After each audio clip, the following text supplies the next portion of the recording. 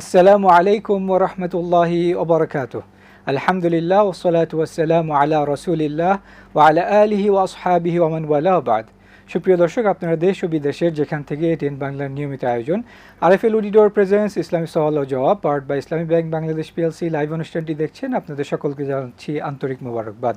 আপনাদের সাথে আছি আমি জারির জাফরি এবং শরিয়ার আলোকে আপনাদের জীবন ঘনিষ্ঠ প্রশ্নের উত্তর দেওয়ার জন্য আমাদের সাথে আজকে স্টুডিওতে উপস্থিত আছেন ফজিলাতুল শেখ ডক্টর আনামুর রশিদ আহমদ আল মাদানী হাফিজাহুল্লাহ। আসসালামু আলাইকুম ওয়া রাহমাতুল্লাহি ওয়া বারাকাতুহু। ওয়ালাইকুম আসসালাম ওয়া রাহমাতুল্লাহি ওয়া বারাকাতুহু। আহলান ওয়া সাহলান। জাযাকাল্লাহু খাইরান। ওয়াইয়াকুম।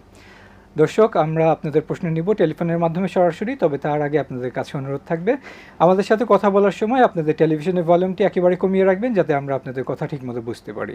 এবং এরপর শেখ যখন আপনাদের প্রশ্নের উত্তর দিবেন তখন আবার আপনারা টেলিভিশনের ভলিউমটি বাড়িয়ে প্রশ্নের উত্তর শুনবেন। জাযাকুমুল্লাহু খায়রা। তো শুরু করছি, বিসমিল্লাহ। কি আছেন লাইনে? আসসালামু আলাইকুম রাহমাতুল্লাহ। ওয়ালাইকুম আসসালাম রাহমাতুল্লাহ। আমি রাজশাহী থেকে সাইদুল বলছিলাম। জি বলুন। আমার তিনটা প্রশ্ন। জি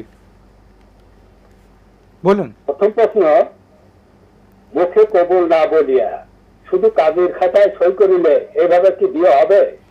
আচ্ছা, তারপর?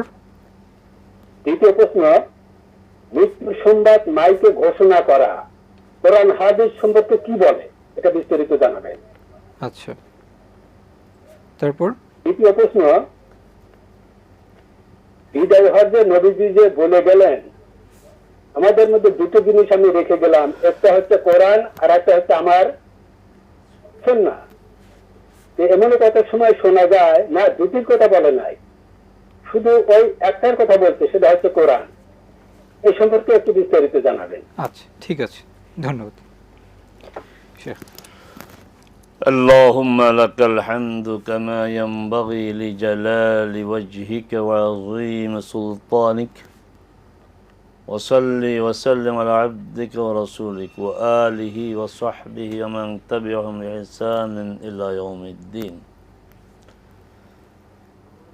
প্রথম প্রশ্ন হচ্ছে, কবুল মুখে না বলে যদি বিবাহের যে একটা আপনার ফর্ম থাকে আমাদের দেশে, ওখানে সিগনেচার করা, সিগনেচার অর্থে তো সম্মতি। আসলে মুখে কবুল করা বলা না, এটা প্রয়োজন নেই। তার সম্মতি আছে কিনা সেই সম্মতি সে প্রকাশ করবে, যেটাকে বলা ইজাব ও কবুল। এবং কবুল যে মেয়েরই বলবে তা না। ইজাব হচ্ছে প্রস্তাব দেওয়া, কবুল হচ্ছে সমর্থন করা। মেয়েও আগে প্রস্তাব দিতে পারে ছেলেকে, ছেলে সম্মতি জানাবে। ছেলে আগে প্রস্তাব দিতে পারে, মেয়ে সম্মতি জানাবে। একজন যে সে দস্তখত করেছে নিশ্চয়ই সে সম্মত, তাই দস্তখত করেছে, অতএব এতে কোনো সমস্যা নেই। জাযাকাল্লাহু খায়রা। এর পরের প্রশ্ন ছিল যে মৃত্যু সংবাদ মাইকে প্রচার করা। মৃত্যু সংবাদ মাইকে প্রচার করা যাবে না, প্রচার করা যাবে মানে স্বাভাবিকভাবে দুটির কোনোটাই ঠিক না। একটা হচ্ছে যে যদি বলা হয় যে মৃত্যুর ঘোষণা কোনো এক জায়গা থেকে বলা হলো, মনে করুন মহল্লার মসজিদ থেকে, যে অমুক বাসার অমুক মারা গিয়েছে, এটা দোষণীয় নয়। এলাকার লোকজন জানলো যে লোকটি মারা গিয়েছে, তারা জানাজে উপস্থিত হবে, আত্মীয় স্বজনকে, পরিবারের লোকজনকে সহমর্মিতা জানাবে। যদি নাই জানাজে আসবে কীভাবে, এটা ঠিক আছে।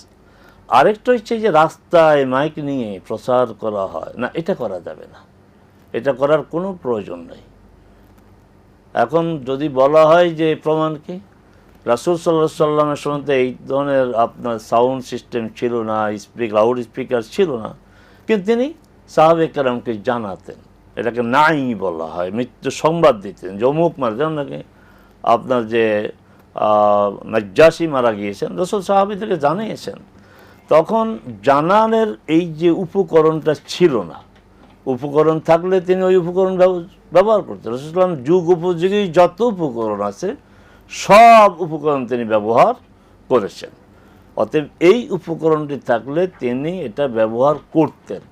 কিন্তু এই যে রাসূল সাল্লাল্লাহু আলাইহি ওয়াসাল্লাম কাউকে দায়িত্ব দেয় নাই যে অমুকে মারা গেছে, তোমরা এটা মানে রাস্তায় গিয়ে এটা মানে তখনকার সময় একটা ছিল, আওয়াজের ব্যবস্থা ছিল, এটা বাজে না, এটা করা যাবে না। আবারও বলছি, নির্দিষ্ট কোনো জায়গা থেকে এই নিউজটা দেওয়া যাবে।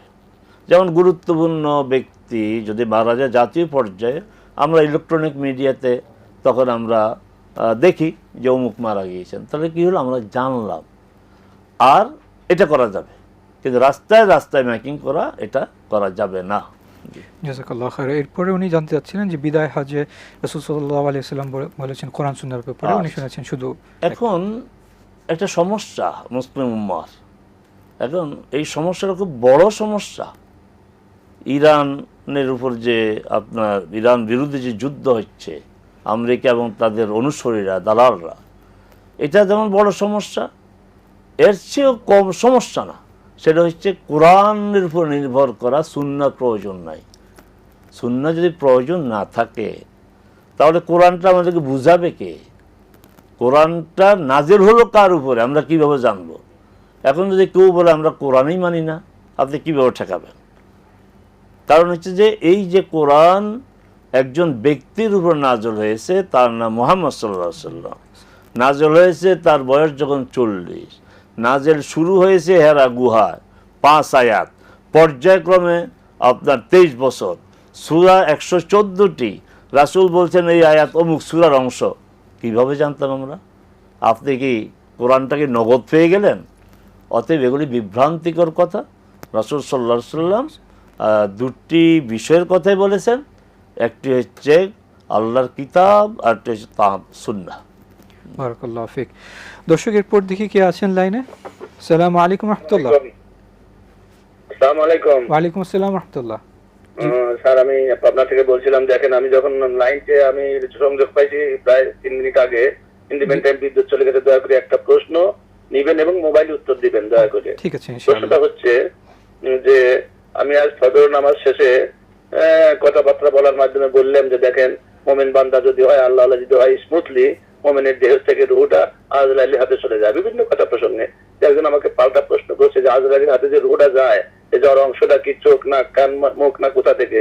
আমি বললাম যে আমি শুনে এসে বলবো না, অবশ্যই সাহেব জানাবেন যে রুহটা যে আজরাইল নেয় কোন অংশ দিয়ে রুহটা বের হয়, এটা একটু জানা দরকার। আচ্ছা ঠিক আছে, লাইনই থাকলেন। মোবাইল উত্তর দিয়ে দয়া করে। প্রথম কথা হচ্ছে আজরাইল নামে কোনো ফেরেশতা নাই। আমাদের দর্শকরা এখন থেকে আর আজরাইল বলবেন না, এটা না। আপনি কথা না বলা ভালো, আপনি শুনবেন, এতে আমাদের তো সমস্যা হয়। আপনি শুধু শুনবেন। আজরাইল নামে কোনো ফেরেশতা নেই। ফেরেশতার নাম হচ্ছে মালাকুল মউত, মৃত্যুর দায়িত্ব প্রাপ্ত ফেরেশতা। এবং সে মালাকুল মউত তো একজন না, তার অধীনে অনেক ফেরেশতা। তাওয়াফাতহুমুল মালাইকাতু, তাদের মৃত্যুটা ঘটায় ফেরেশতাগণ। তাহলে একটা বিশেষ বাহিনী আছে, 1 নম্বর। 2 নম্বর হচ্ছে মুমিনের রূহ খুব সহজভাবে বের হয়ে যায়। এটা তো আল্লাহ সুবহানাহু ওয়া তাআলা বলেছেন, ইন্নাল্লাযীনা ক্বালু রাব্বুনাল্লাহ সুম্মা ইসতাকামু তাতানাজ্জালু আলাইহিমুল মালাইকাতু। ফেরেশতাগণ আসে, যারা বলে আল্লাহ আমার রব, এবং এর উপরে টিকে থাকে। এই খেয়াল রাখতে হবে, টিকে থাকার অর্থ হচ্ছে আল্লাহর সকল বিধান মানা, আল্লাহ যা না করেছেন তা পরিহার করা, এর অর্থ টিকে থাকা, এবং তাদেরকে সুসংবাদ দেয়। 2 নম্বর। 3 নম্বর হচ্ছে রূহ কোন থেকে শুরু, কোত্থেকে শেষ, এটা জানারই বা প্রয়োজন কি, আর জানারই আগ্রহটা কেন? রাসূল সাল্লাল্লাহু আলাইহি সাল্লামকে রূহ সম্পর্কে প্রশ্ন করলে আল্লাহ বলছেন, তুমি শুধু এটা বলো যে রূহ আল্লাহর পক্ষ থেকে আদেশ। তা আমরা কেন এখন রূহ কোন দিক থেকে শুরু, কোন দিকে শেষ? জনাব, এই জাতীয় প্রশ্ন আপনারা করবেন না, এবং যারা করে তাদেরকে বাধা দেন যে এই জাতীয় কথাগুলো আলোচনায় আনা ঠিক না। জি, বারাকাল্লাহু ফিক। ওয়ালাইকুম আসসালাম রাহমাতুল্লাহ। দর্শক এরপর আমরা দেখি কে আছেন লাইনে।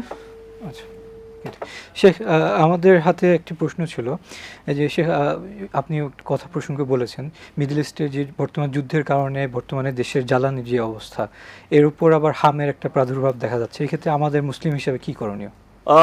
একটা তো হচ্ছে মানব সৃষ্ট যুদ্ধ, যুদ্ধের কারণে জ্বালানির আপনার সংকট, আর জ্বালানির সংকট হলে যেহেতু আমাদের গোটা পরিবহন, নৌপথ হোক, আকাশপথ হোক, স্থলপথ হোক, গোটা পরিবহন জ্বালানি নির্ভর, তাই স্বাভাবিকভাবে দ্রব্যমূল্য বেড়ে যায়।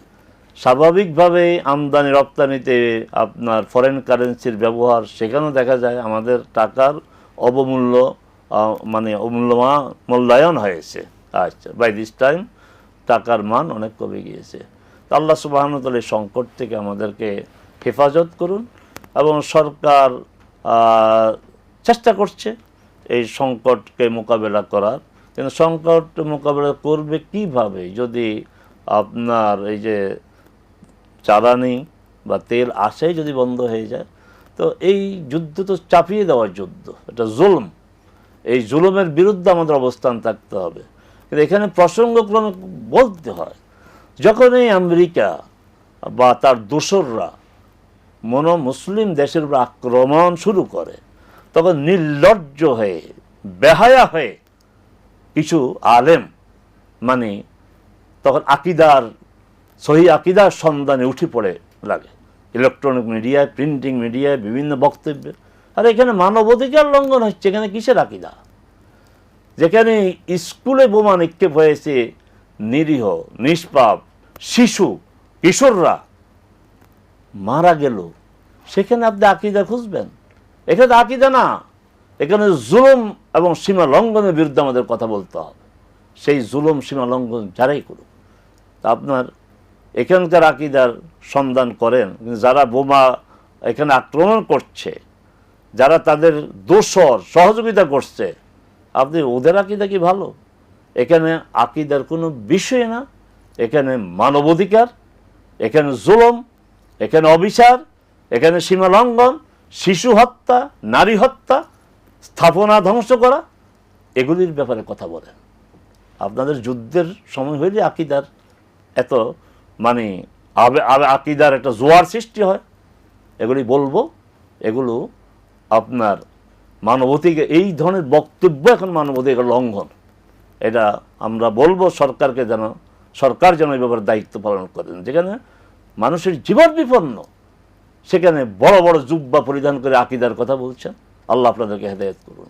হাম, এটা একটা রোগ।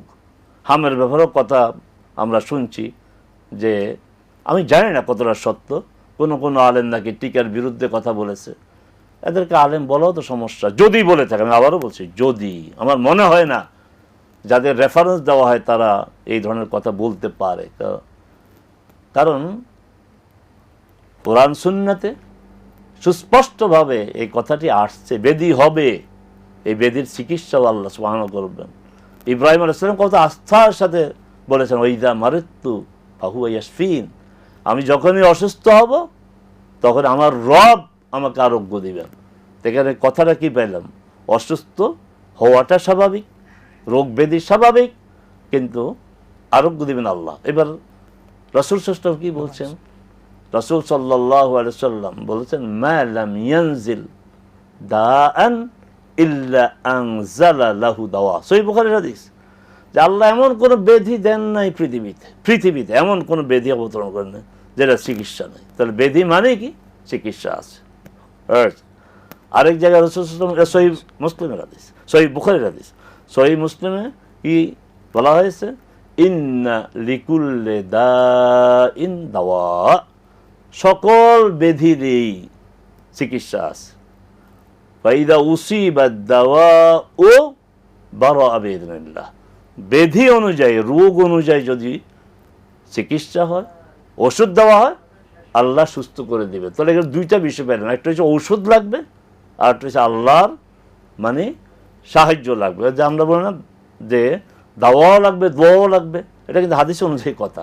দাওয়া মানে ওষুধ, দোয়া মানে আল্লাহর পক্ষ থেকে এই ব্যাধি সারিয়ে দেওয়া। তো আমরা এই হামের ব্যাপারে সরকার দায়িত্বশীল ভূমিকা রাখতেছে। আমরা অনুরোধ করব, আবেদন জানাবো, আপনারা আরও সচেতন হন এবং প্রয়োজনীয় টিকার ব্যবস্থা করুন। জাযাকাল্লাহ খায়রা। দর্শক, এরপর আমরা দেখি কে আছেন লাইনে। আসসালামু আলাইকুম রাহমাতুল্লাহ। ওয়ালাইকুম আসসালাম। জি বলুন। আমি নাটক থেকে বলছি। জি, আপনার প্রশ্ন বলুন। জি, আমার হুজুর যেন আমার বিষয়টা শুনেন মন দিয়ে। আমার শারীরিকভাবে আমি খুব অসুস্থ, আমার পিরিয়ড শুরু হলে আর বন্ধ হয় না। আমি অনেক ডাক্তার দেখাইছি, গাইনি ডাক্তার, অপারেশনও করছি, কিন্তু সারে না। যখন আমি ওষুধ খাই খুব সুস্থ থাকি, কোনো কিছু দেখা যায় না। ওষুধ না খেলে তখন পুরো শুরু হয়ে যায় একটা খুব খারাপ অবস্থা। এখন আমার প্রশ্ন হচ্ছে, এই অবস্থায় তো আমি জানি সালাদ আদায় করতে হবে, সালাদ আদায় করিও, কিন্তু প্রশ্ন হচ্ছে যে নফল রোজা, এই যে এখন শাওয়ালের রোজা, কোরআন তেলাওয়াত, নফল সালাত, এগুলো কি করতে পারবো এই অবস্থায়? আচ্ছা, ঠিক আছে, ধন্যবাদ। আসসালামু আলাইকুম। ওয়ালাইকুম আসসালাম রহমতুল্লাহ। দর্শক, আপনারা দেখছেন এটিএন বাংলার নিয়মিত আয়োজন আরএফএল উইডোর প্রেজেন্স ইসলামী সওয়াল ও জবাব part by Islami bank Bangladesh PLC. Live অনুষ্ঠানটি সময় হচ্ছে একটি বিজ্ঞাপন বিরতিতে যাবার। অল্প কিছুক্ষণের মধ্যে ফেরত আসছি ইনশাল্লাহ, আমাদের সাথেই থাকবেন বিইজনিল্লাহ।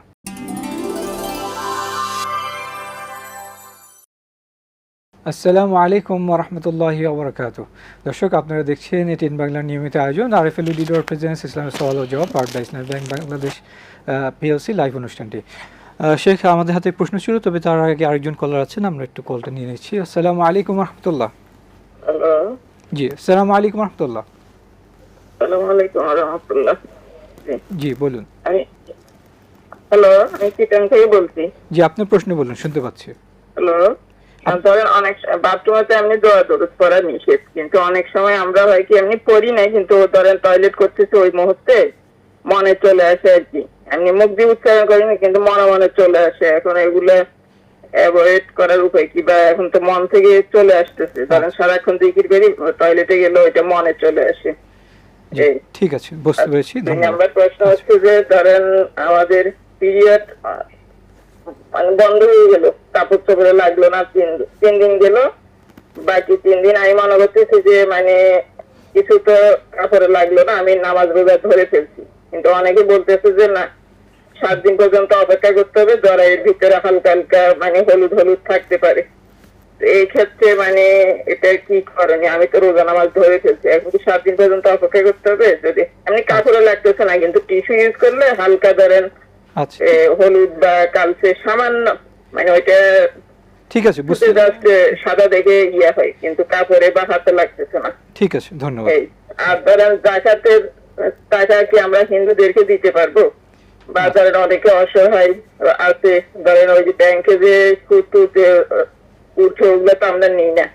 এখন অনেকে অসহায়, যদি সাহায্য চাই, ওই টাকাগুলো কি আমরা তুলে মানে একদম যারা নিরুপায় মানে ওদেরকে দিতে পারবো বা হিন্দুদেরকে দিতে পারবো? ঠিক আছে, ধন্যবাদ। ওয়ালাইকুম আসসালাম রহমতুল্লাহ। শেখ, আমাদের এর আগে প্রশ্ন ছিল যে ওনার পিরিয়ড শুরু হলে শেষ হয় না।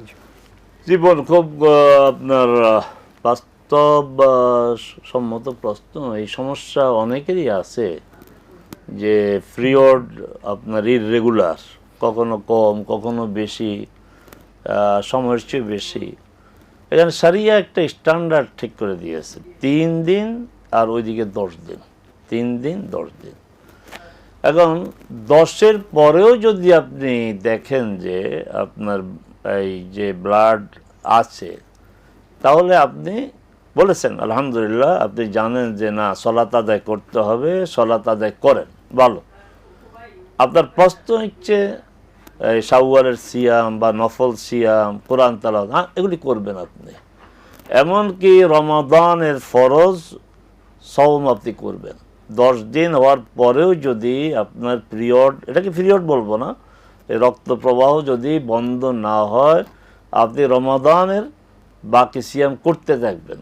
অনুরূপ শাওয়ালের সিয়াম আপনি করবেন, কোরআন তেলাওয়াত করবেন, সলাত আদায় করতেছেন। তবে সলাতের ক্ষেত্রে নিশ্চয়ই আপনার জানার কথা, তবে আমাদের অন্যান্য বোনদের জানার জন্য বলছি, প্রতি ওয়াক্তের জন্য উজু করতে হবে। আপনি স্বাভাবিকভাবে এক ওয়াক্তর উজু আছে, উজু যায় না, আরেক ওয়াক্ত পড়ার কোনো অসুবিধা নাই, 2-3 ওয়াক্ত পড়া যায়। কিন্তু এই সমস্ত ক্ষেত্রে পুরুষদের অনেকের প্রস্রাবের সমস্যা আছে, প্রস্রাব পড়ে ফোটা ফোটা, প্রতি ওয়াক্তের জন্য আপনাকে অজু করতে হবে। আর শাওয়ালের সিয়াম পালন করবেন, কোরআন তেলাওয়াত করবেন, না কোনো সমস্যা নেই। সেক্ষেত্রে ওনার আরেকটি প্রশ্ন ছিল যে ওনার ওষুধ খেলে তখন এটা নর্মাল হয়। এখন ওষুধ খাওয়াটা কতটা সঠিক এই বিষয়ে যে কোরআন বলছে ফাসসালু আহলা যিকরি ইন কুনতুম লা তা'লামুন, যে বিষয় তুমি জানবে না এটা যে জানে তাকে জিজ্ঞাসা করো। এখন এটা আপনার শরীরের জন্য কতটা সহায়ক, এর পার্শ্ব প্রতিক্রিয়া আছে কি না আমরা এখান থেকে বলতে পারবো না, বরং আপনি একজন বিশেষজ্ঞ চিকিৎসককে বলেন যে আমি এই ওষুধটা যদি খাই তাহলে আমার এই যে রক্ত প্রবাহটা বন্ধ হয়, তো এটা আমার জন্য পার্শ্ব প্রতিক্রিয়া আছে কি না, ক্ষতির একজন বিশেষজ্ঞ ডাক্তারের কাছে আপনি বিষয়টা জানেন। জাযাকাল্লাহু খায়রা। সে এর পরের প্রশ্ন ছিল যে বাথরুমে অনেক সময় ওনার মনে এটা আসে, এটা সবাইরে আসবে, শুধু আপনার না, সবাইরে। প্রশ্ন করেছেন, ভালো করেছেন। এই বাথরুমে দোয়া পড়া যাবে না বিষয়টা এমন না, কারণ আমাদের বাথরুমগুলো এখন পরিষ্কার, ময়লা দেখা যায় না, ফ্লাশ করলে চলে যায়, আমরা সেখানে অজু করি, অজুর আর শুরুতে বিসমিল্লাহ বলে তো অজু শুরু করতে হয়, কোনো সমস্যা নেই। কিন্তু আমি যখন টয়লেটের কাজটা করি ওই অবস্থায় মুখে উচ্চারণ করে কোনো জিকির করা যাবে না। কিন্তু আপনার মনে যদি আসে, এটা তো কে ঠেকাবে? আল্লাহকে তো ভুলে যাবে না আল্লাহর বান্দার, এটা আসবেই। তবে এটাকে আপনার যেন ইতিবাচক আসে, তাহলে কোনো সমস্যা নেই, যে মুখে বলবেন না। বারাকাল্লাহু ফিক। এরপর উনি জানতে চাচ্ছিলেন পিরিয়ডের বিষয়টা, যে 3 দিন পরে প্রভাবটা নাই। আপনি দেখবেন যে আপনার আসলে অনেকের হয় এরকম 3-4 দিন বন্ধ হয়ে যায়, দেখা যায় আবার হয়।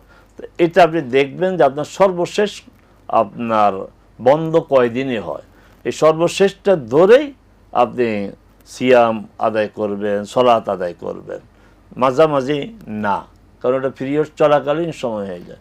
আপনি যে মনে করেন যে আর হবে না, তাহলে আপনি সালাত আদায় করবেন, সিয়াম রাখবেন, আবার হইলে বন্ধ করে দিবেন। জাযাকাল্লাহু খায়রা। এরপরে শেখ উনি জানতে চাচ্ছিলেন যে 2টা প্রশ্ন, একটার মধ্যে জাকাত থেকে নন মুসলিমদেরকে দিতে পারবেন কিনা, বা ওনার হয়তো ইনভেস্টমেন্ট আছে যেখানে সুদ আসে, সুদটা নেন না, ওটা দিতে আমি দ্বিতীয়টা দিয়ে শুরু করি।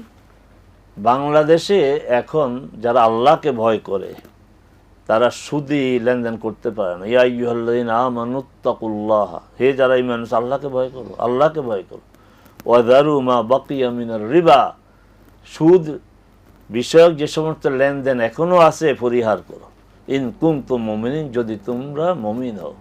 কথা পরিষ্কার, আল্লাহকে যে ভয় করবে সুদি কোনো লেনদেনের সাথে সম্পর্ক রাখবে না যদি সে মুমিন হয়। তাহলে আমরা যদি বিপরীত দিকে কথাটা এইভাবে বলি, যদি মুমিন না হও সুদি লেনদেন চালাও, আল্লাহকে যদি ভয় না করো সুদি লেনদেন যেভাবে আছে কনভেনশনাল ব্যাংকের সাথে তোমার ট্রানজ্যাকশন করে যাও। কিন্তু আল্লাহকে যে ভয় করবে, যে মনে করবে আমি মুমিন, সে এই সুদি লেনদেন করতে পারে না। ইসলামী ব্যাংকের অভাব নেই, এখন বেশ কয়েকটি পূর্ণাঙ্গ ইসলামী ব্যাংক আছে। আগে তো ছিল 11টা, এখন 5টা, আবার একটা করাতে এখন 6-7টা তো আছে। যে কোনো শরিয়া ভিত্তিক ব্যাংকে আপনার অ্যাকাউন্ট ট্রান্সফার করেন, এটা হচ্ছে প্রথম কথা। দ্বিতীয়ত, আপনার এলাকায় এই ধরনের ব্যাংক নাই, আপনি বাধ্য তখন ওই যে এখানে প্রফিট বলবো না, ওগুলি প্রফিট, সুদটা আপনি নেবেন না। আপনি অসহায় মানুষকে দেন, সেই অসহায় মানুষের মধ্যে হিন্দু হতে পারে, অসুবিধা নেই, সে মানুষ তো অভাবগ্রস্ত, তাকে দেন। আচ্ছা, এরপরে হচ্ছে জাকাত। হ্যাঁ, জাকাত অমুসলিমদের একটা খাত নির্ধারিত, সেটা কিন্তু রাষ্ট্র করবে, রাষ্ট্র ধনীদের থেকে জাকাত সংগ্রহ করবে, আর ওই 8টি নির্ধারিত খাতে এগুলি তারা বন্টন করবে। অতএব এই খাতটি সরকার বা কোনো বিশেষ প্রতিষ্ঠানের, আপনি অমুসলিমদেরকে আপনার জাকাত না দেন, এটাই ভালো। জাযাকাল্লাহু খায়রা। দর্শক, আপনারা দেখছেন এটিএন বাংলার নিয়মিত আয়োজন আরএফএল উডিডোর প্রেজেন্স ইসলামী সওয়াল ও জবাব, powered by Islami bank Bangladesh PLC. Live অনুষ্ঠানটি সময় হচ্ছে আরেকটি বিজ্ঞাপন বিরতিতে যাবার অল্প কিছুক্ষণের মধ্যেই ফেরত আসছি ইনশাআল্লাহ। আমাদের সাথেই থাকবেন বিইذنিল্লাহ।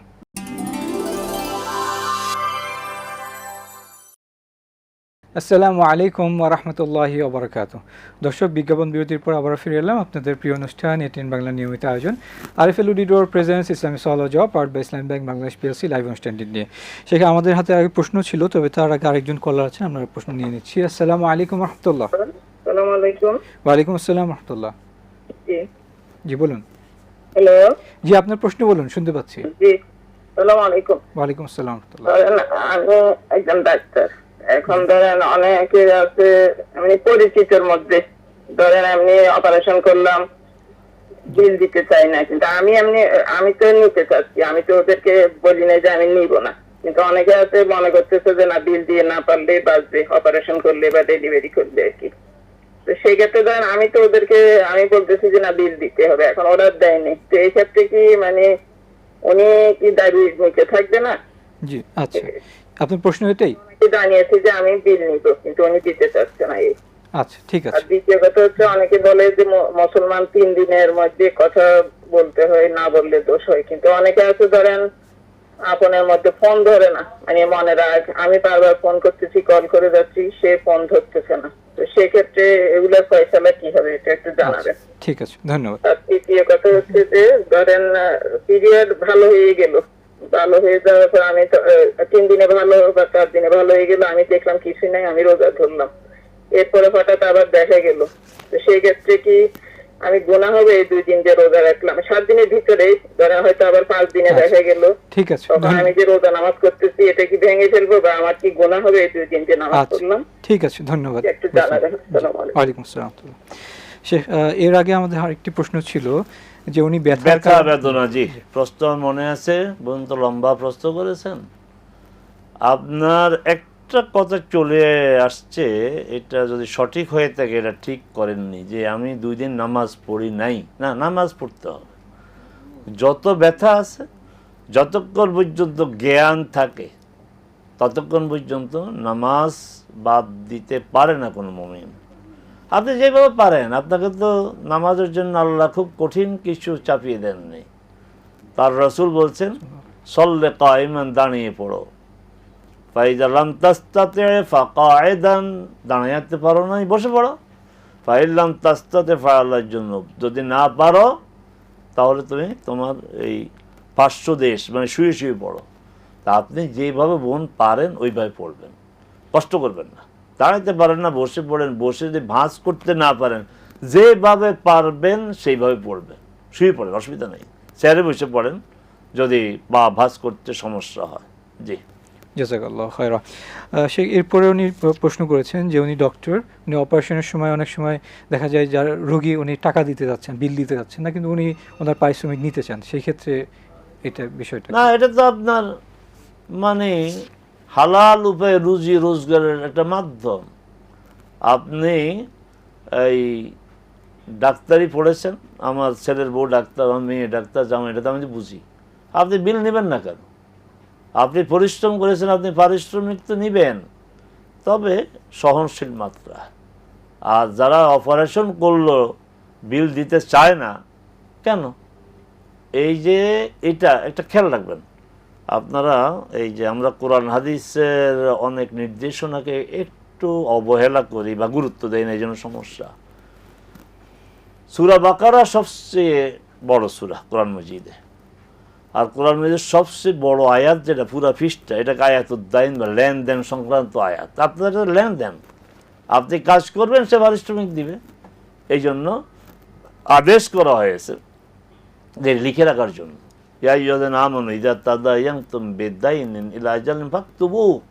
এটাও এক ধরনের লেনদেন, যে আপনি কাজ করবেন, সেই কাজের পারিশ্রমিক কি হবে, কত টাকা দিতে হবে, কখন দিতে হবে, কিভাবে দিতে হবে, সব লিখে রাখবেন। আপনার মনে কষ্ট যে দিতে তারা দিচ্ছে না, আপনি নিচ্ছেন না, এই মনে কষ্ট যেন না থাকে। আপনি ইনসাফের সাথে যে টাকাটা নেওয়া আপনার প্রয়োজন আপনি নেবেন। জাযাকাল্লাহু খায়রা। শেখ, এরপরে উনি জানতে চাচ্ছিলেন যে উনি জানেন যে মুসলমানের সাথে কথাবার্তা হাদিস আছে, লা ইয়াহিল্লু লিমুসলিমিন আন ইয়াহজুরা আখাহু ফাওকা 3 লায়ালিন, 3 দিনের বেশি কথা বর্জন করা, কথা পরিহার করা, এটা মুসলমানের জন্য হালাল না, মানে হারাম, অবৈধ। তা আপনি এই যে টেলিফোন করছেন, এটার একটা কথা, আপনার দেখার হলে আপনার মনের কষ্ট যাচ্ছে, কথা বলতে মন চায় না, কিন্তু সালাম দিলেন, সে জবাব দিলেন, এটাও কথা। আপনি আপনার দায়িত্ব পালন করেছেন, উনি ওনার দায়িত্ব পালন করেন নাই, তো এটা তার সমস্যা, আপনার সমস্যা না। আপনি এইভাবে আপনার তার সাথে কথা বলার চেষ্টা করে যাবেন, আপনি দায়মুক্ত হবেন। জাযাকাল্লাহু খায়রা। সে এরপরে উনি জানতে চাচ্ছিলেন পিরিয়ড বিষয়ে আমরা আজকে অনেকগুলি প্রশ্নের জবাব দিয়েছি। হ্যাঁ, আপনি দেখলেন না আর মানে ব্লাড আসছে না, আপনার স্যাটিসফ্যাকশন লেভেলে পৌঁছেছে না আর হবে না, রোজা রাখলেন, না রোজা হবে, গুনাহ হবে না। কিন্তু আপনি দেখা গেল যে আপনি রোজা রাখতেছেন, হঠাৎ করে দেখলেন যে সোমবারে রোজা রাখা অবস্থায় ব্লাড দেখা গেল, না ওই দিন রোজা রাখবেন না। হ্যাঁ, ওই দিন যদি ইফতারের পরে আপনি ব্লাড দেখেন তাহলে ওই রোজাটা আপনার হয়ে গেছে, কাউন্ট হয়ে যাবে। জাযাকাল্লাহ। এখানে কি আরেকটা ইয়ে থাকে যে ওনাদের পারিবারিক অন্যদের কিরকম অবস্থা, যে ওনার মা এটাও বোনদের? বিবেচনা রাখতে পারেন। তবে আপনি যেহেতু ডাক্তার, আপনাকে আমরা কি পরামর্শ দেব, আপনি একটা স্ট্যান্ডার্ড ঠিক করে নেবেন যে প্রতি মাসে যদি এমন হয় তাহলে ভাববেন যে না, আপনার মাঝখানের এটা পিরিয়ডের টাইম, আপনার 7 দিন, 3 দিন হয়েছে, 2 দিন হয় না, আবার 2 দিন, তো বোঝা গেল যে আপনার পিরিয়ড আপনার 7 দিন মেয়াদি। জাযাকাল্লাহ খায়রা। শেখ আমাদেরকে সময় দেওয়ার জন্য অনেক ধন্যবাদ। জাযাকাল্লাহ বারাকাল্লাহ ফিকুম। দর্শক, আমরা আজকে অনেক কিছু জানলাম। আল্লাহ সুবহানাহু ওয়া তাআলা আমাদেরকে তা বুঝার এবং আমাদের জীবনে তা মানার তৌফিক দান করুন, আমিন। আমাদের আজকে বিদায় নেওয়ার সময় হয়েছে। আমরা আপনাদের কাছে বিদায় নিচ্ছি। সুবহানাকাল্লাহুম্মা ওয়া বিহামদিকা আশহাদু আল্লা ইলাহা ইল্লা আনতা আস্তাগফিরুল্লাহ ওয়া আতুবু ইলাইক। ওয়াসসালামু আলাইকুম ওয়া রাহমাতুল্লাহি ওয়া বারাকাতুহু।